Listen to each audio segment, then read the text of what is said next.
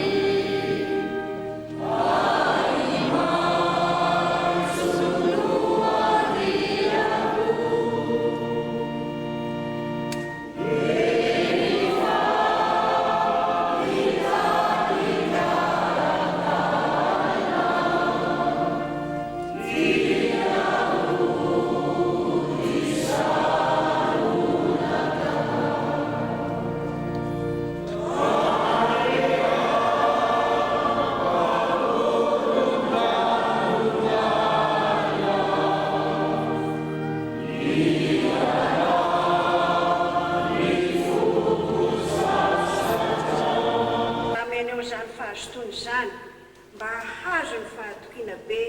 ny amin'ny fanantenana hatramin'ny farany mba tsy hiketraka ianareo fa anaty ireo manotova araka teny fikasana amin'ny finoana sy ny faharetana.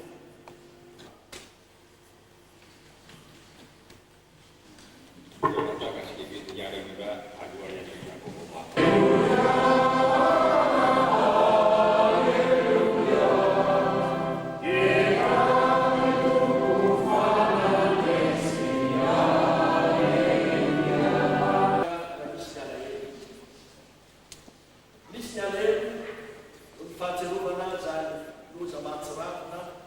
mitranga ny taralasa nahatonga ny vady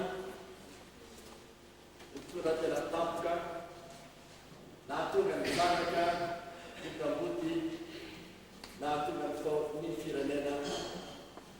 hidona fahoriana lehibe ary nilaozanareo ireo havana zay nandao fa isaonan'Andriamanitra no ny fahatsiarovana fa tsy veromaina kory ny fikenezan'ireo izay niezaka mba hampanoso ity firenena ity to amin'ny lafina rehetra ary ny sasany tamin'ireny dia namomy ainy to am-panatanterahana zany atiky masina izany avy any amin'ny firenena sakafo zava-dehibe zany isaorantsika n'Andriamanitra mba mampahe rahatsika niaina izany rehefa tsy dia ilay tamisaina lava rehefa farafaratsiny mianankiray ety dia mpahatsiarovana